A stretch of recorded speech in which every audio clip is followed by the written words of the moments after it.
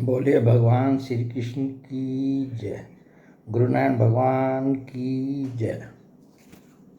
अब हम श्रीमद् भागवत महापुराण के 90वें स्कंद का 20वें अध्याय में राजा पुरु के वंश राजा दुष्यंत और भरत के चरित्र की कथा दी हुई है। इसको पढ़ेंगे और ये दो कथाएं अभी इस वीडियो में हम पढ़ने का विचार है। तो एक कथा तो ये है और फिर दूसरी पढ़ेंगे। श्री सुखदेव जी कहते हैं, परीक्षित, अब मैं राजा पुरु के वंश का वर्णन करूंगा। इसी वंश में तुम्हारा जन्म हुआ है। इसी वंश के वंशधर बहुत से राजऋषि और ब्रह्म ऋषि भी हुए हैं। पुरु का पुत्र हुआ जन्मेजय। जन्मेजय का परचिनवान का परवीर का नमस्यु और नमस्यु का पुत्र हुआ चारुपद। चारुपद से सुद्यु से बहुगव से संयाति से एमयाति और एमयाति से रौद्रासव हुआ। परीक्षित, जैसे विश्वात्मा प्रधान से 10 इंद्रियां होती हैं, वैसे ही घृताची अप्सरा के गर्भ से रौद्रासव के 10 पुत्र हुए। ऋतेयु, कुक्षेयु, स्तंडी, लेयु, कृतेयु, जलेयु, संतेयु, धर्मेयु, सतेयु, वर्तेयु और सबसे छोटा वनेयु। परीक्षित, उनमें से ऋतेयु का पुत्र रंतिभार हुआ और रंतिभार के 3 पुत्र हुए, सुमति, ध्रुव और अप्रतिरथ। अप्रतिरथ के पुत्र का नाम था कर्ण। कर्ण का पुत्र मेधातिथि हुआ। इसी मेधातिथि से परस्कर्ण आदि ब्राह्मण उत्पन्न हुए। सुमति का पुत्र रैभ्य हुआ। इसी रैभ्य का पुत्र दुष्यंत था। तो आज हम जिनकी कथा पढ़ रहे थे तो उनके जो पूर्वज थे उनकी हमने जो है ये उनके वंश में जो पूर्वज हुए उनका वर्णन पढ़ा। तो ये राजा दुष्यंत की कथा जो है हम पढ़ेंगे। एक बार दुष्यंत वन में अपने कुछ सैनिकों के साथ खेलने के लिए गए हुए थे। उधर ही वे कर्ण मुनि के आश्रम पर जा पहुँचे। उस आश्रम पर देव माया के समान मनोहर एक स्त्री बैठी हुई थी। उसकी लक्ष्मी के समान अंग कांति से वह आश्रम जगमगा रहा था। उस सुंदरी को देखते ही दुष्यंत मोहित हो गए और उससे बातचीत करने लगे। उसको देखने से उनको बड़ा आनंद मिला। उनके मन में काम वासना जागृत हो गई। थकावट दूर करने के बाद उन्होंने बड़ी मधुर वाणी से मुस्कुराते हुए उससे पूछा। तो ये राजा जो है दुष्यंत जो है शिकार खेलने के लिए वन में गए थे। वहाँ कण्व ऋषि का एक आश्रम था। वहाँ एक युवती बैठी हुई थी, बहुत सुंदरी युवती थी। तो उसको देखते ही जो है इनमें जो है इनको बड़ा आनंद मिला और इनके मन में काम वासना जागृत हो गई। तो ये उससे कहने लगे, कमल दल के समान सुंदर नेत्रों वाली देवी, तुम कौन हो और किसकी पुत्री हो? मेरे हृदय को अपनी ओर आकर्षित करने वाली सुंदरी, तुम इस निर्जन वन में रहकर क्या करना चाहती हो? सुंदरी, मैं स्पष्ट समझ रहा हूँ कि तुम किसी क्षत्रिय की कन्या हो, क्योंकि पुरुवंशियों का चित्त कभी अधर्म की ओर नहीं झुकता। और साथ ही कहा कि तुम जो है किसी क्षत्रिय की पुत्री हो, क्योंकि मैं क्षत्रिय हूँ तो इसलिए जो है जो हमारे वंश के जो पुरुवंश के लोग हैं तो उनका मन जो है किसी अधर्म की ओर जो है नहीं जाता। शकुंतला ने कहा, आपका कहना सत्य है। जो वो युवती बैठी हुई थी कण्व ऋषि के आश्रम में जो रहती थी वो शकुंतला थी। तो उन्होंने कहा, आपका कहना सत्य है। मैं विश्वामित्र जी की पुत्री हूँ। मेनका अप्सरा ने मुझे वन में छोड़ दिया था। इस बात के साक्षी हैं मेरा पालन पोषण करने वाले महर्षि कर्ण, जिनके आश्रम में वो रहती थी। वीर शिरोमणि, मैं आपकी क्या सेवा करूं? कमल नयन, आप यहाँ बैठिए और हम जो कुछ आपका स्वागत सत्कार करें उसे स्वीकार कीजिए। आश्रम में कुछ निवार यानी तिन्नी का भात है। आपकी इच्छा हो तो भोजन कीजिए और जचे तो यहीं ठहरिए। और मतलब भोजन का भी प्रस्ताव दे दिया और ठहरने का भी उसने जो है कि यदि आप चाहें तो यहाँ पर ठहर भी सकते हैं। दुष्यंत ने कहा, सुंदरी, तुम कुशिक वंश में उत्पन्न हुई हो, इसलिए इस प्रकार का आतिथ्य सत्कार तुम्हारे योग्य ही है, क्योंकि राजकन्याएं स्वयं ही अपने योग्य पति को वरण कर लिया करती हैं। शकुंतला की स्वीकृति मिल जाने पर देश काल और शास्त्र की आज्ञा को जानने वाले राजा दुष्यंत ने गांधर्व विधि से धर्मानुसार उसके साथ विवाह कर लिया। तो पहला काम तो क्या किया, राजा दुष्यंत ने जो है उसके साथ गांधर्व विधि से जो है विवाह कर लिया। राजऋषि दुष्यंत का वीर्य अमोघ था। रात्रि में वहां रहकर दुष्यंत ने शकुंतला का सहवास किया और दूसरे दिन सवेरे में अपनी राजधानी में चले गए। समय आने पर शकुंतला को एक पुत्र उत्पन्न हुआ। महर्षि कण्व ने वन में ही राजकुमार के जातकर्म आदि संस्कार विधि पूर्वक संपन्न किए। वह बालक बचपन में ही इतना बलवान था कि बड़े बड़े सिंगों को बलपूर्वक बांध लेता और उनसे खेला करता। तो ये जो दुष्यंत और शकुंतला का जो पुत्र था, वो जो पुत्र उत्पन्न हुआ, राजा तो जो है दुष्यंत जो है एक रात रुक कर के जो चले गए। तो इसके बाद जो इनके शकुंतला के पुत्र हुआ, जिसका पालन पोषण जो है कण्व ऋषि ने किया। तो ये बहुत बलवान था और इतना बलवान था कि ये बड़े बड़े सिंगों को भी बलपूर्वक बांध लेता और उनसे खेला करता। यही जो है भरत नाम का जो है, अब आगे इनका वर्णन आएगा। वह बालक भगवान का अंशांशावतार था। उसका बल विक्रम अपरिमित था। उसे अपने साथ लेकर रमणी रत्न शुक्ला अपने पति के पास गई। जब राजा दुष्यंत ने अपनी निर्दोष पत्नी और पुत्र को स्वीकार नहीं किया, तब जिसका वक्ता नहीं दिख रहा था और जिसे सब लोगों ने सुना, ऐसी आकाशवाणी हुई।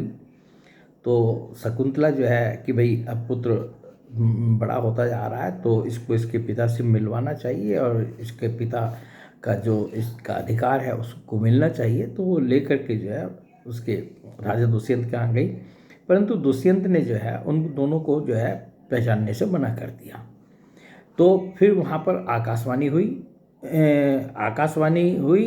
पुत्र उत्पन्न करने में तो माता तो केवल धोखने के समान है, वास्तव में पुत्र पिता का ही है, क्योंकि पिता ही पुत्र के रूप में उत्पन्न होता है। इसलिए दुष्यंत, तुम शकुंतला का तिरस्कार न करो, अपने पुत्र का भरण पोषण करो। राजन वंश की वृद्धि करने वाला पुत्र अपने पिता को नरक से उबार लेता है।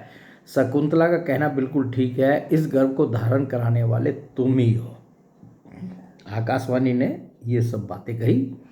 परीक्षित पिता दुष्यंत की मृत्यु हो जाने के बाद वह परम यशस्वी बालक चक्रवर्ती सम्राट हुआ। उसका जन्म भगवान के अंश से हुआ था। आज भी पृथ्वी पर उसकी महिमा का गान किया जाता है। उसके दाहिने हाथ में चक्र का चिन्ह था और पैरों में कमल कोश का। महाभिषेक की विधि से राजाधिराज के पद पर उसका अभिषेक हुआ। भरत बड़ा शक्तिशाली राजा था। तो उस बालक का नाम क्या था? भरत था, जो सिंहों के साथ खेला करता था बचपन में। तो जब इनके दुष्यंत जी की मृत्यु हो गई, तो उसके बाद जो है ये राजगद्दी पर बैठे और मतलब इनको कहा गया है राजा भरत को कि ये भगवान के अंश से इनका जन्म हुआ था। और उसका लक्षण भी बताया कि इनके दाहिने हाथ में चक्र का चिन्ह था और पैरों में कमल कोश का।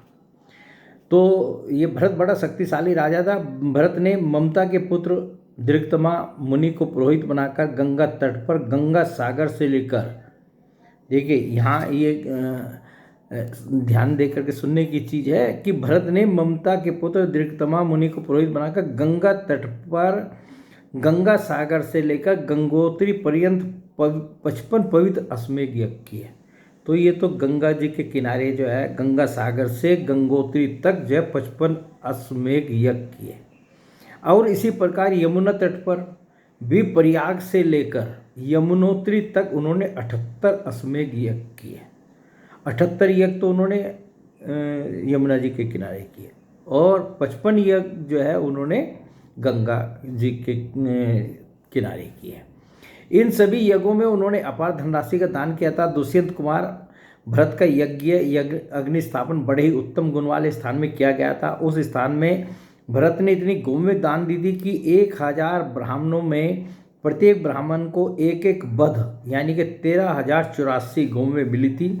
इस प्रकार राजा भरत ने उन यज्ञों में 133 यानी कि 55 और 78 घोड़े बांधकर 133 यज्ञ करके समस्त नरपतियों को असीम आश्चर्य में डाल दिया।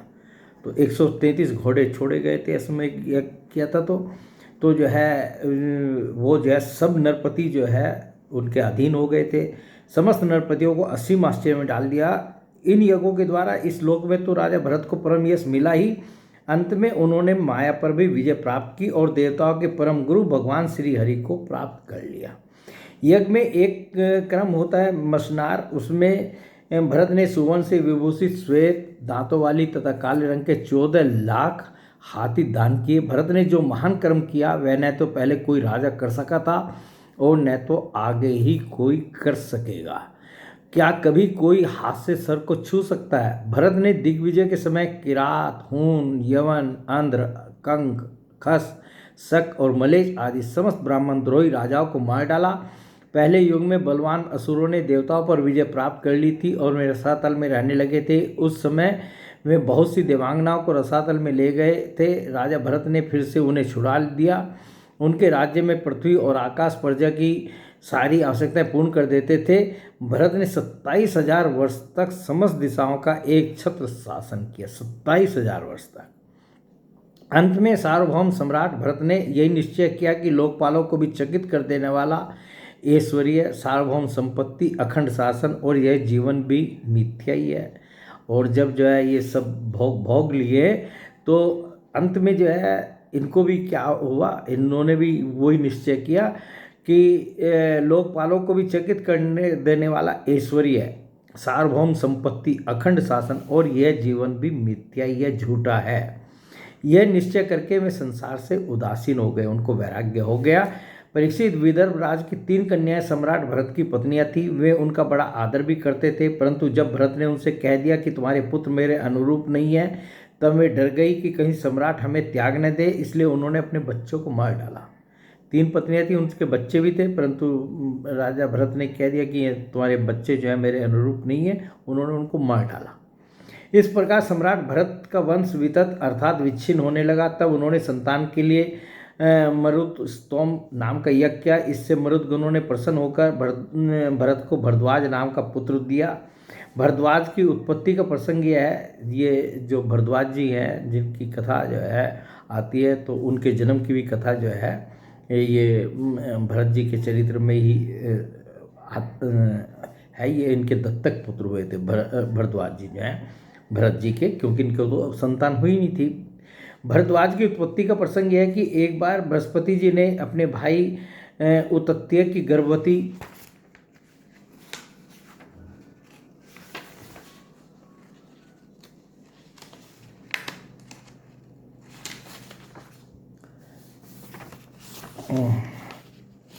इनकी उत्पत्ति का प्रसंग यह है कि एक बार बृहस्पति जी ने अपने भाई उतत्य की गर्भवती पत्नी से मैथुन करना चाहा। उस समय गर्भ में जो बालक यानी दीर्घतमा था उसने मना किया, किंतु बृहस्पति जी ने उसकी बात पर ध्यान न दिया और उसे तू अंधा हो जा यह शाप देकर बलपूर्वक गर्भाधान कर दिया। उतत्य की पत्नी ममता इस बात से डर गई कि कहीं मेरा पति मेरा त्याग न कर दे, इसलिए उसने बृहस्पति जी के द्वारा होने वाले लड़के को त्याग देना चाहा। उस समय देवताओं ने गर्भस्थ शिशु के नाम का निर्वचन करते हुए यह कहा, बृहस्पति जी कहते हैं कि अरे मूढ़ है, यह मेरा औरस और मेरे भाई का क्षेत्रज, इस प्रकार दोनों का पुत्र द्वाज है, इसलिए तू डर मत, इसका भरण पोषण कर, यानी कि भर। इस पर ममता ने कहा, बृहस्पति यह मेरे पति का नहीं, हम दोनों का ही पुत्र है, इसलिए तुम ही इसका भरण पोषण करो। इस प्रकार आपस में विवाद करते हुए माता पिता दोनों ही इसको छोड़कर चले गए, इसलिए इस लड़के का नाम भरद्वाज हुआ। देवताओं ने के द्वारा नाम का ऐसा निर्वचन होने पर भी ममता ने यही समझा कि मेरा यह पुत्र वितत अर्थात अन्याय से पैदा हुआ है, अतः उसने उस बच्चे को छोड़ दिया। अब मरुदगणों ने उसका पालन किया और जब राजा भरत का वंश नष्ट होने लगा तब उसे लाकर उनको दे दिया। यही वितत यानी भरद्वाज भरत का दत्तक पुत्र हुआ। तो ये तो हमने जो है राजा दुष्यंत की और राजा दुष्यंत और शकुंतला से जो पुत्र भरत जी जो पैदा हुए थे उनकी कथा जो है पढ़ी।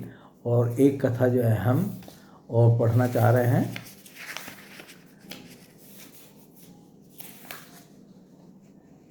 ये कथा है इसी 90वें स्कंद के 3रे अध्याय में आती है। ये महर्षि च्यवन और सुकन्या का चरित्र, राजा शर्याती का वंश, इसका शीर्षक है इस अध्याय का। तो इसमें ये शुरू करते हैं 3रा अध्याय। श्री सुखदेव जी कहते, परीक्षित, मनुपुत्र राजा सरियाती वेदों का निष्ठावान विद्वान था। उसने अंगिरा गोत्र के ऋषियों के यज्ञ में दूसरे दिन का क्रम बतलाया था। उसकी एक कमल लोचना कन्या थी, उसका नाम था सुकन्या। एक दिन राजा सरियाती अपनी कन्या के साथ वन में घूमते घूमते चैवन्य ऋषि के आश्रम पर जा पहुँचे। सुकन्या अपनी सखियों के साथ वन में घूम घूम कर वृक्षों का सौंदर्य देख रही थी। उसने एक स्थान पर देखा कि बावी यानी दीमकों की एकत्रित की हुई मिट्टी के छेद में से जुगनू की तरह दो ज्योतियाँ दिख रही हैं। देव की कुछ ऐसी ही प्रेरणा थी। सुकन्या ने बाल सुलभ चपलता से एक कांटे के द्वारा उन ज्योतियों को भेद दिया।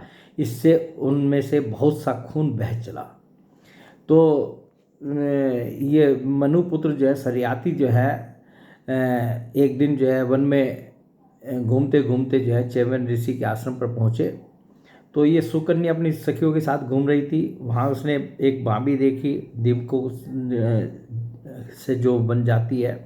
तो उसने जो है उसको बींध दिया और बीनते ही जो है क्या हुआ, उसमें से बहुत सा खून बह चला।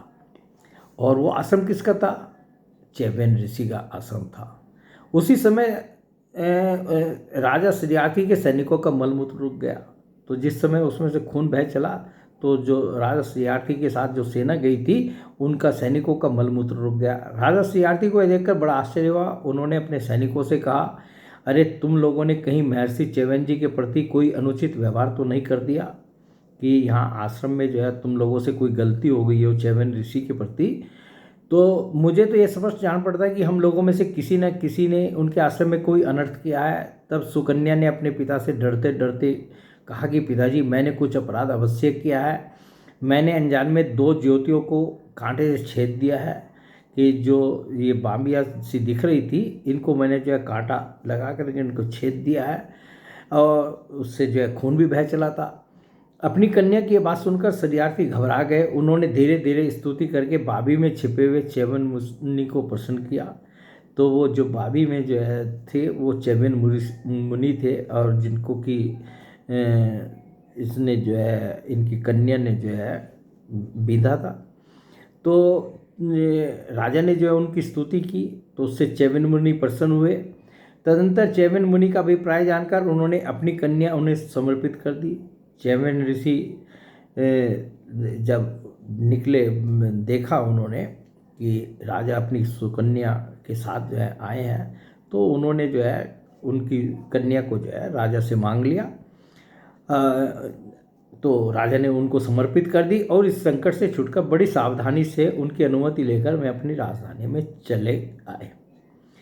इधर सुकन्या परम क्रोधी चैवन्य मुनि को अपने पति के रूप में प्राप्त करके बड़ी सावधानी से उनकी सेवा करती हुई उन्हें प्रसन्न करने लगी। वह उनकी मनोवृत्ति को जानकर उनके अनुसार ही बर्ताव करती थी। कुछ समय बीत जाने पर उनके आश्रम पर दो अश्वनी कुमार आए। तो ये सुकन्या जो है चैवन्य मुनि की जो है पूरी तरह से सेवा करती थी पति के रूप में जो है। और एक समय जो है कुछ समय बाद जो है उस आश्रम पर जो है दोनों अश्वनी कुमार आए। चैवन्य मुनि ने उनका यथोचित सत्कार किया और कहा कि आप दोनों समर्थ हैं, इसलिए मुझे युवा अवस्था प्रदान कीजिए। चैवन्य मुनि तो बूढ़े और मतलब झुर्रिया पड़े हुए चेहरा था उनका, सब कुछ था।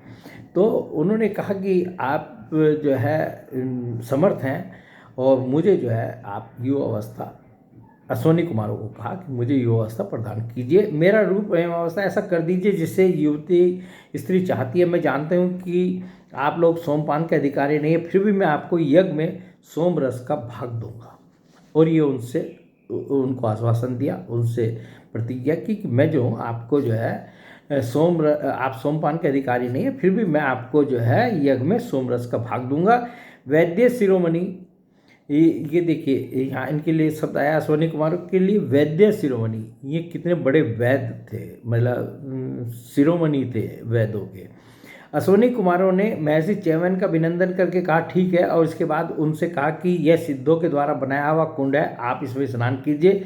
चैवन्य मुनि के शरीर को बुढ़ापे ने घेर रखा था। अब सब और नसें दिख रही थी। झुर्रियाँ पड़ जाने एवं बाल पक जाने के कारण वे देखने में बहुत भद्दे लगते थे। अश्वनी कुमारों ने उन्हें अपने साथ लेकर कुंड में प्रवेश किया।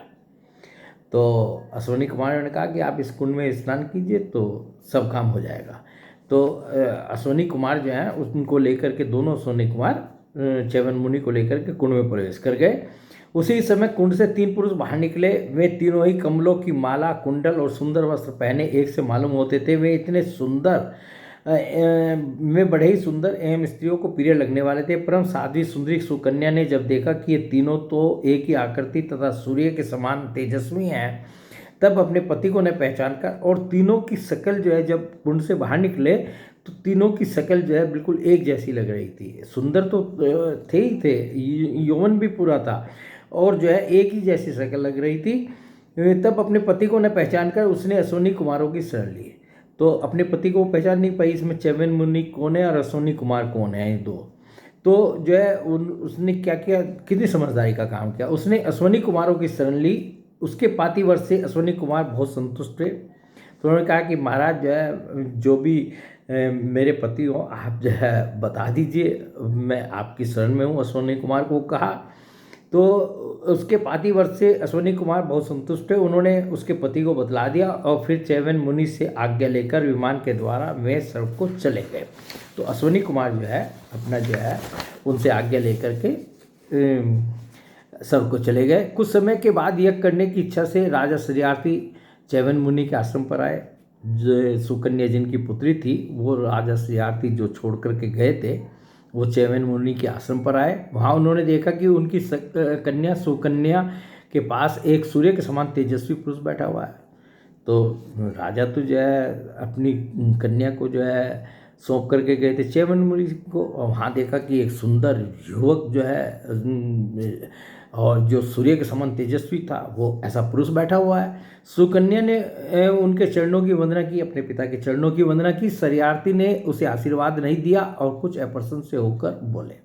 तो उसके पिता जो है कुछ जब देखा कि एक युवक जो है इसके साथ बैठा हुआ है और ये तो च्यवन मुनि नहीं है, तो वो अप्रसन्न हुए और उन्होंने उससे कुछ बातचीत नहीं की। अप्रसन्न होकर बोले, दुष्टी है, तूने क्या किया? क्या तूने सबके वंदनीय च्यवन मुनि को धोखा दे दिया?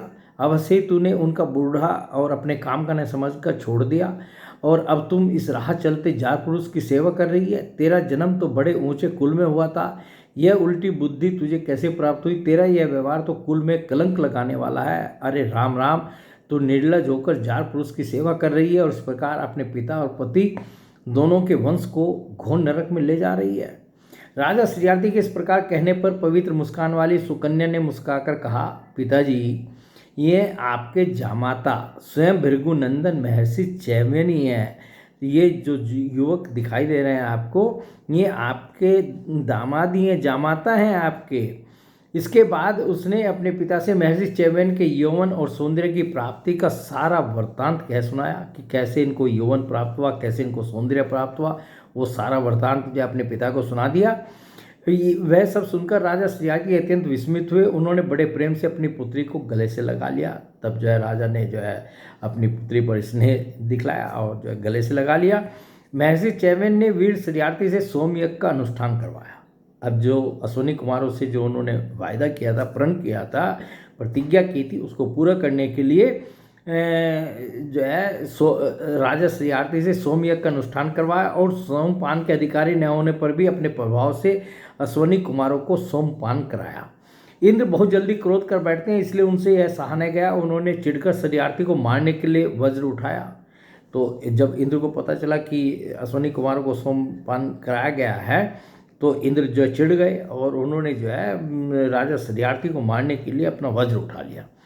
तो वज्र उठा लिया तो उसके बाद क्या हुआ, महर्षि च्यवन ने वज्र के साथ उनके हाथ को वहीं स्तंभित कर दिया। इंद्र का जय हाथ में वज्र था, वहीं का वहीं वो हाथ भी रह गया और वज्र भी रह गया। तब सब देवताओं ने अश्विनी कुमारों को सोम का भाग देना स्वीकार कर लिया। उन लोगों ने वैद्य होने के कारण पहले अश्विनी कुमारों का सोमपान से बहिष्कार कर रखा था। तो इस प्रकार जो है देवताओं ने जो है उनको सोमपान करने का अधिकारी बना दिया अश्विनी कुमारों को, और इनका च्यवन मुनि ने जो उनके साथ प्रतिज्ञा की थी वो भी पूरी हो गई। परीक्षित शर्यार्थी के 3 पुत्र थे, उत्तानयी, आनर्त और भूरिसेन। आनर्त से रेवत हुए। महाराज रेवत ने, देखिए ये कथा तो जो है वास्तव में पूरी हो गई है, परंतु जो है हम थोड़ा ये जो इसका अध्याय का हिस्सा बचा हुआ है वो इसलिए पढ़ रहे हैं कि इसमें बलराम जी की जो पत्नी रेवती थी उनका विवाह बलराम जी के साथ कैसे हुआ, उसका क्या कारण बना था, इसका प्रसंग है, इसलिए जो है हम इस भाग को पढ़ रहे हैं। परीक्षित शर्यार्थी के 3 पुत्र थे, उत्तानयी, आनर्त और भूरिसेन। आनर्त से रेवत हुए। महाराज रेवत ने समुद्र के भीतर कुश स्थली नाम की एक नगरी बसाई थी। उसी में रहकर वे आनर्त आदि देशों का राज्य करते थे। उनके 100 श्रेष्ठ पुत्र थे, जिनमें सबसे बड़े थे ककुदमी। ककुदमी अपनी कन्या रेवती को लेकर उसके लिए वर पूछने के उद्देश्य से ब्रह्मा जी के पास गए। उस समय ब्रह्मलोक का रास्ता ऐसे लोगों के लिए बेरोक टोक था। ब्रह्मलोक में गाने बजाने की धूम मची हुई थी। बातचीत के लिए अवसर न मिलने के कारण वे कुछ क्षण वहीं ठहर गए। तो जो रेवत थे ये जो है अपनी पुत्री रेवती के लिए जो है वर पूछने के लिए ब्रह्मा जी के यहाँ गए, परंतु वहाँ ब्रह्मलोक में जो है गान बजाने की धूम मची हुई थी, तो उनको बात करने का मौका नहीं मिला ब्रह्मा जी से बात करने का, और कुछ क्षण उनको वहाँ रुकना पड़ा। उत्सव के अंत में ब्रह्मा जी को नमस्कार करके उन्होंने अपना अभिप्राय निवेदन किया। उनकी बात सुनकर भगवान ब्रह्मा ने हंसकर उनसे कहा, महाराज तुमने अपने मन में जिन लोगों के विषय में सोच रखा था वे सब तो काल के गाल में चले गए। अब वहाँ का ब्रह्मलोक का जो कुछ क्षणी जो हैं वो कितने वर्ष होते हैं, कितना समय बीत जाता है, तो वो यही बतला रहे हैं। ब्रह्मा जी कह रहे हैं, महाराज तुमने अपने मन में जिन लोगों के विषय में सोच रखा था कि मैं अपनी पुत्री का विवाह इन लोगों के साथ करूँगा, वे सब तो काल के गाल में चले गए। अब उनके पुत्र पौत्र और नातियों की तो बात ही क्या है, गोत्रों के नाम भी नहीं सुनाई पड़ते, और इतना समय बीत चुका है कि अब उनके गोत्रों के नाम भी नहीं सुनाई पड़ते। इस बीच में 27 चतुर्युगी का समय बीत चुका है, जब से आप यहाँ खड़े हैं नाच गाने को देख रहे थे। इसलिए तुम जाओ, इस समय भगवान नारायण के अंशावतार महाबली बलदेव जी पृथ्वी पर विद्यमान हैं। राजन, उन्हीं नर रत्न को यह कन्या रत्न तुम समर्पित कर दो, जिनके नाम लीला आदि का श्रवण कीर्तन बड़ा ही पवित्र है। वही प्राणियों के जीवन सरसव भगवान पृथ्वी का भार उतारने के लिए अपने अंश से अवतीर्ण हुए हैं। राजा ककुदमी ने ब्रह्मा जी का यह आदेश प्राप्त करके उनके चरणों की वंदना की और अपने नगर में चले आए। उनके वंशजों ने यक्षों के भय से वह नगरी छोड़ दी थी और जहाँ तहाँ यों ही निवास कर रहे थे। राजा ककुदमी ने अपनी सर्वांग सुंदरी पुत्री परम बलशाली बलराम जी को सौंप दी और स्वयं तपस्या करने के लिए भगवान नर नारायण के आश्रम बद्री वन को चल दिए। तो ये अध्याय जो है यहाँ पर समाप्त हो जाता है। तो आज हमने ये 2 कथाएं जो है पढ़ी हैं, और ये रेवती के साथ भगवान बलराम जी का भी जो विवाह का कारण जो बना था वो भी प्रसंग पढ़ा है। बोलिए भगवान श्री कृष्ण की जय, गुरु नारायण भगवान की जय।